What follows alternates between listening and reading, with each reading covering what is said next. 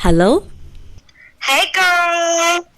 I'm trying to get into content creation, but I'm so nervous. I'm calling to ask, what things do you wish you knew before starting out? Oh, content creation. I started out as a curious girl, inspired by the fashion bloggers on E.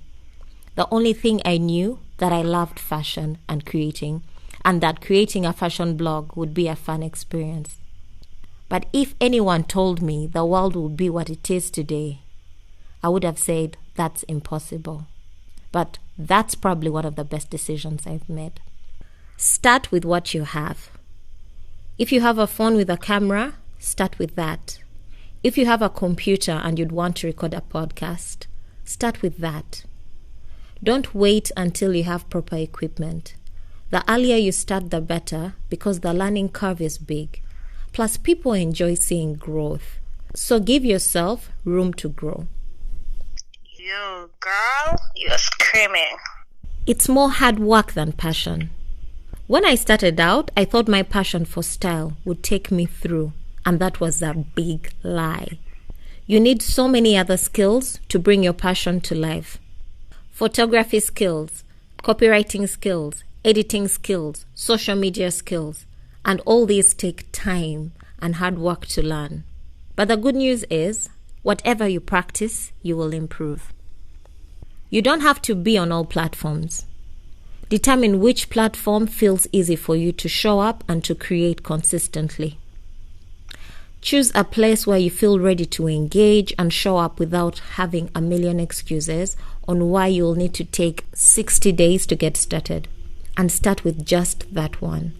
I think it's all about finding the sweet spot where passion and the ability to progress intersect. Again, passion is key, but progress is what will differentiate who a successful creator will be and who will fizzle out. Rebecca, you see, I never really vibed with Twitter. I spend my time on IG. Thank you for taking the pressure off. Yucks. I'm also really confused about what name to use. Like, do I use my name or something abstract, something more interesting, something that is expressive? Along those lines, I don't know. I remember being in that spot. In fact, people that have followed me for so long know that I've changed my name 3 times. What? Yes, I started off as Sand of Style. I was really trying to copy Song of Style, who I am still obsessed with. But then I found my own voice and changed that to Rebecca the Fashion Blogger. But not long after that, I felt that name put me in a box which I didn't appreciate because I wanted to talk about so many other things. So I chose to use my name. Wow, that's interesting. Yeah, so my advice would be choose a name that's not limiting because you will grow and your vision will become bigger. The other thing is, be unapologetically yourself. All your magic is there. I say this also knowing that everybody imitates before they innovate. But listen, there is only one you in this world. And there is a reason why God made it like that. That thing that makes you different needs to shine through your work. Also, by that time you were pulled to create content in a specific field, you might have felt that something was missing and that you could help fill that gap. So fill that gap in your own unique way.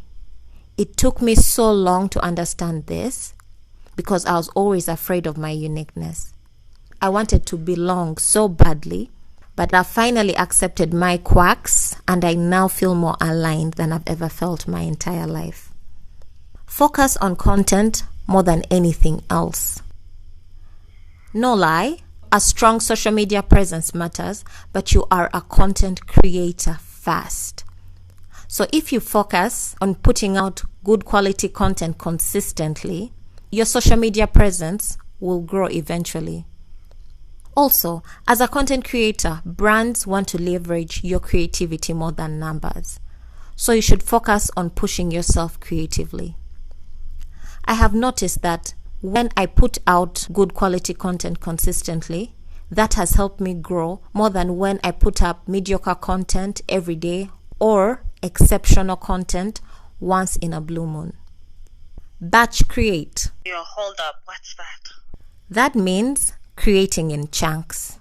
It looks like having a day or two where you record videos for the month, another day or two where you write the captions. You get my drift? Yeah, I do. Working like this helps you stay consistent, especially if you still have your 9 to 5 or if you have a busy schedule where you cannot create every day. It also gives you enough time to market the content so that it is received by wider audiences. And lastly, this is for creatives. Quit complaining because it's not the world's fault that you chose to be an artist.